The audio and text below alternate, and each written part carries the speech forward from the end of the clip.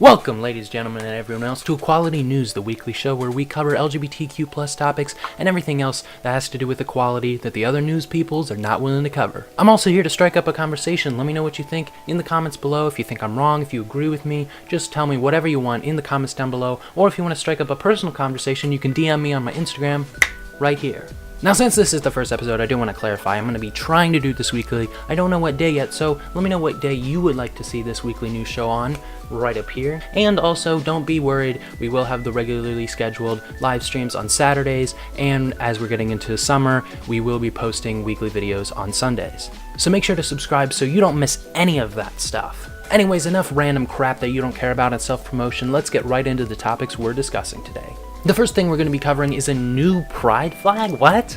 During a Pride Month kickoff event in Philadelphia, people revealed a new pride flag that has a black bar and a brown bar to represent people of color. Now, before I say anything, don't get me wrong, I'm complete in support of people of color. I do think it's very reasonable to point out the inequalities that they face even today, but this makes no sense to me. If the pride flag was resembling all minorities that are suffering through inequalities or injustices, yes, I would totally agree with putting things for people of color on the flag. But it's not. It's supposed to represent loving who you love and being who you want to be openly.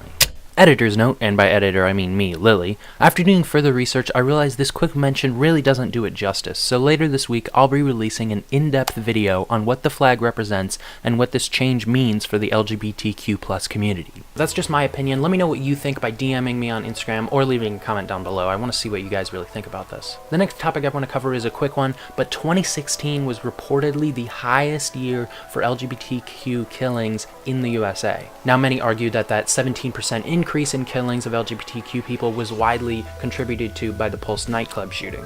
But either way, that's really scary that the numbers are actually going up. They seem like they should be going down in this modern age that more people are being accepting, and even if you disagree with the LGBT community, you're not going to murder people. And this is why it makes it even more scary when laws like HB2 or other laws like that, known as bathroom bills, come into play, because it makes people like this or like this go into the men's restroom or the women's restroom, and that's just kind of stupid.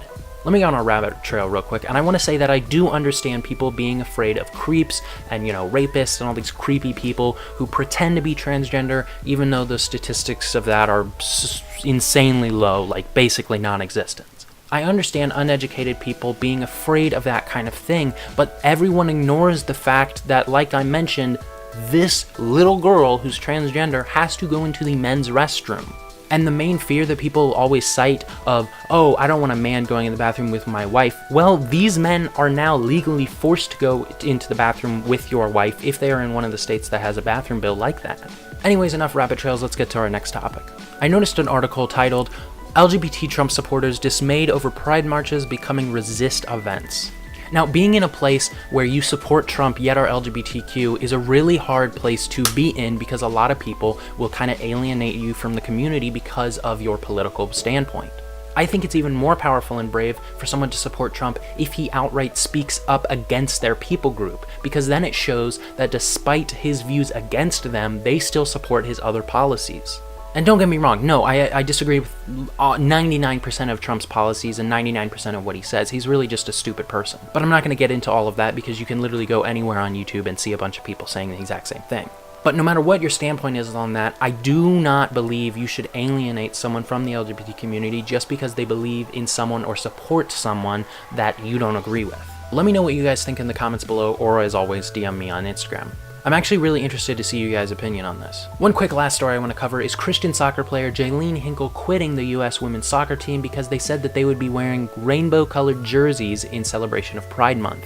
Now, there are probably many of you who are saying, wow, that's really stupid, just get over it, and I kind of agree with that. But at the same time, a few years ago, I was kind of like her. Now, when you're raised with this thought of the LGBT community being this work of the devil, and it's so deeply embedded into your faith that's a deep part of you, I do think it's reasonable to be fearful of this kind of thing.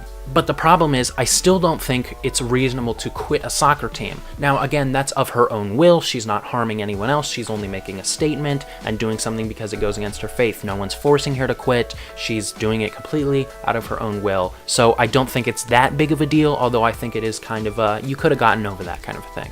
But to wrap things up, that's all the stories I'm going to cover today. I do really hope you enjoyed this. This is probably going to take me forever to edit, so if you did enjoy it, please leave a like. Also, don't forget to let me know what you think about these stories or this show in general in the comments down below. Make sure to subscribe for more content. Hopefully, this weekly show, weekly live streams every Saturday, and weekly videos every Sunday. If you like crude humor and dumb video games, go ahead and check out my personal YouTube channel up there. Warning, there's a lot of cussing.